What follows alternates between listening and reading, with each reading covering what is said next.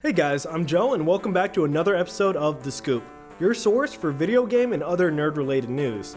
Today's episode is all about movies, specifically video game movies. Undoubtedly, the best and most successful kind of movies. Every single Hollywood adaptation being faithful and true to the source material. Honestly, I'm surprised video game movies haven't taken over superhero movies in popularity yet. Okay, if you couldn't tell, I'm being sarcastic.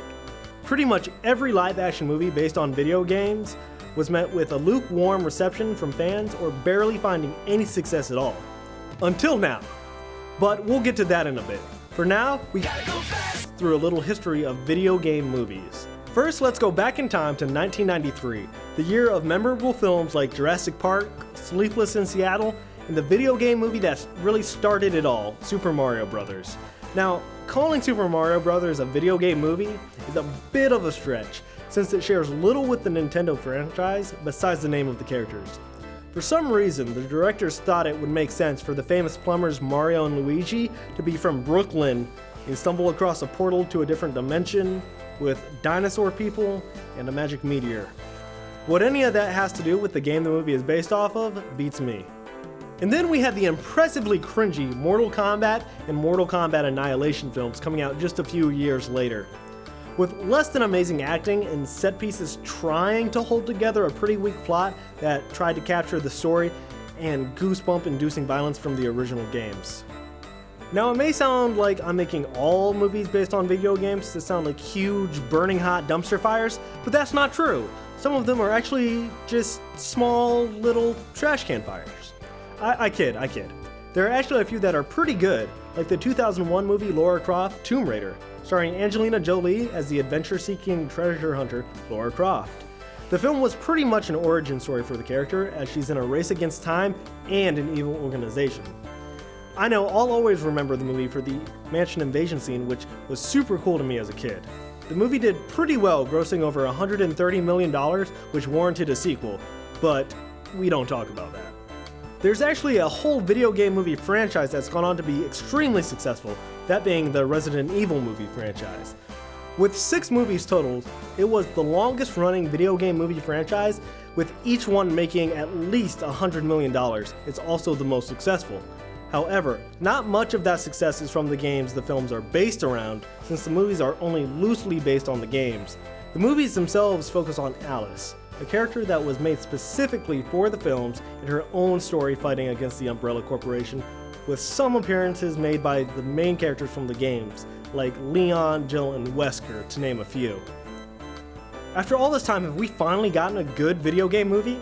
On February 14th, Sonic the Hedgehog dropped in theaters, and it's surprisingly not terrible. Who would have guessed?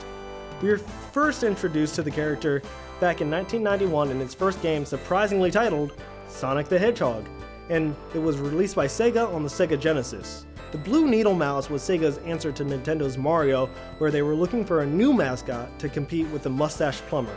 Sonic the Hedgehog was almost an overnight success. In just the last 30-some years, there's been over 60 Sonic games. Not all of these games have been gems, though. I'm looking at you, Sonic Boom, Rise the Lyric. Sonic has also inspired a couple of his own TV shows that have been pretty popular, like Sonic Boom and Sonic X, which had the memorable 4Kids theme. Luckily, it seems like the movie has had some of the same luck of the shows despite the rocky start that it got. After the first trailer showed off the terrifying first look at the anthropomorphic speedster, many fans were sure the film was going to bomb at the box office. But in fact, that doesn't seem to be true. The character design for Sonic was so bad that for the first time ever, fans were able to get the studio to do a complete redesign and have him look more like the original character. Although this process did delay the movie, it seems to have paid off. So far, in just 2 weeks, the film has made over $200 million in the box office, which is already more than what the first 3 Resident Evil movies had made in their entire theatrical runs. This number doesn't even include what the movie could make in the China market, since the film's release date was delayed due to the growing concerns about the coronavirus that's been plaguing the nation. The amount of money the movie has made isn't the only factor that's shown its success. The reviews are also praising the film for being probably the first truly good video game movie. Right now, the movie is sitting at 64% from critics and a whopping 94% from audiences on Rotten Tomatoes. Not only that, but the redesigned Sonic made him more faithful to the video game character, and the great voice acting from Ben Schwartz really brought the character to life. And the amazing performance by Jim Carrey captured the eccentric Dr. Robotnik perfectly, which made every scene with him a joy to watch. I wouldn't be surprised if the success of Sonic the Hedgehog inspired a trilogy, or at least a sequel. Well, that's all for this episode of The Scoop. What video game series do you think we should get a movie of next? Let me know on Twitter at ZTV Goofing Off with the hashtag The Scoop. See ya.